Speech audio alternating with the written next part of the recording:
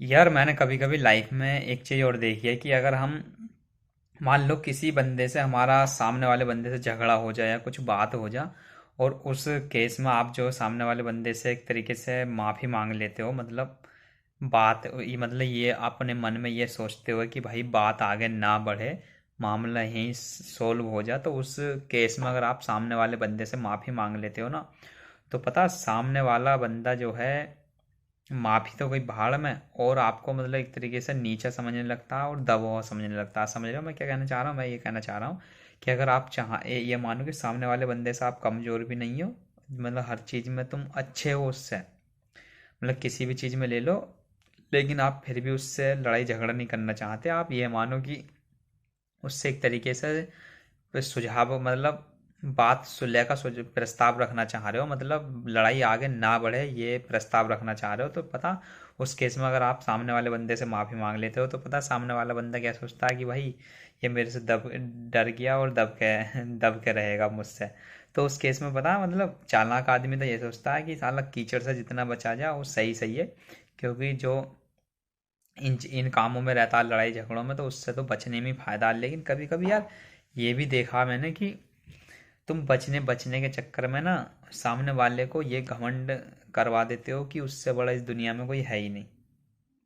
कि मतलब वो अगर तुमने हाथ जोड़ के आ गए उसके पास, तो वो सामने वाले ये सोचने लगता है कि भाई हट जा, मुझसे बड़ा कोई दुनिया में नहीं है। मैं मतलब तुमको इतने चोखे लगाएगा, तुमको चिढ़ाएगा, इधर उधर की बात करेगा। तो यार इस केस में मेरा मानना तो ये है कि हाँ ठीक है, लड़ाई झगड़ों से दूर रहना चाहिए, लेकिन इस केस में थोड़ा सा नज़ारा दिखा देना चाहिए सामने वाले बंदे को, जो तुमको जी मतलब थोड़ा बहुत तुम्हें जी लेने दे ज़िंदगी में। अगर तुमने उसको नज़ारा नहीं दिखाया तो भाई वो तुम्हें पूरी ज़िंदगी जीने नहीं देगा। तुम्हें हर वक्त कहेगा कि मैंने इसके साथ ये करा था, मैंने वो करा था। तो इस केस में भाई थोड़ा सा नज़ारा, अपनी ताकत का थोड़ा सा नज़ारा सामने वाले बंदे को दिखा देना चाहिए, जिससे उसको अपनी औकात का पता लग जाए, वो परिचित हो जाए कि मैं कौन हूँ और ये कौन है सामने वाला।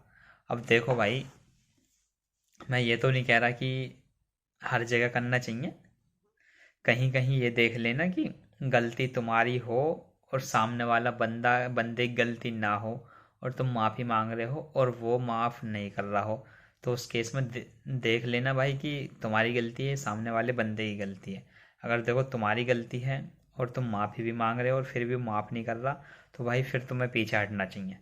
अगर तुम्हारी गलती नहीं है, गलती सामने वाले बंदे की है और तुम फिर भी माफ़ी मांग रहे हो और वो माफ़ नहीं कर रहा, अकड़ दिखा रहा, तो इस केस में भाई पीछे नहीं हटना तुम्हें, इस केस में भिड़ जाना।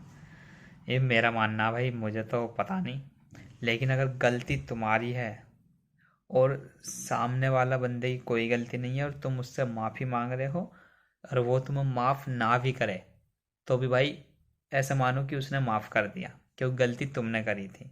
लेकिन अगर गलती सामने वाले बंदे की, तुम्हारी गलती बिल्कुल भी नहीं है और तुम फिर भी उससे माफ़ी मांग रहे हो और वो इस फिर भी तुम्हें माफ़ नहीं कर रहा, तो इस केस में ये मानो कि तुम्हें पीछे नहीं हटना, भिड़ जाना और थोड़ा सा नज़ारा, थोड़ा सा ताकत का अपनी अनुभव कराना सामने वाले बंदे को, जिससे कि उसको अपनी गलती का एहसास हो, उसे अपनी औकात का पता लगे।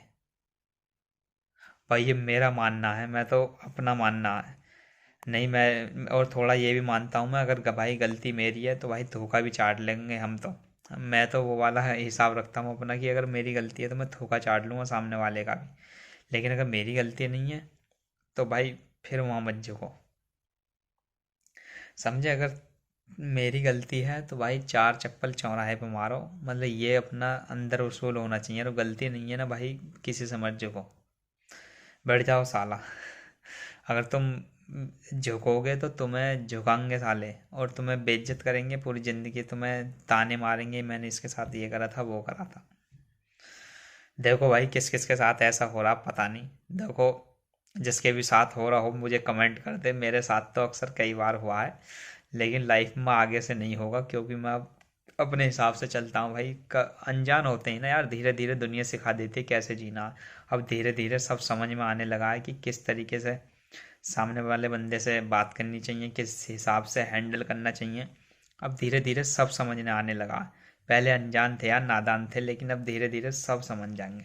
तो भाई चलो आज के लिए इतना ही, मिलते हैं अगली वीडियो में, जब तक के लिए से भैया को राम राम।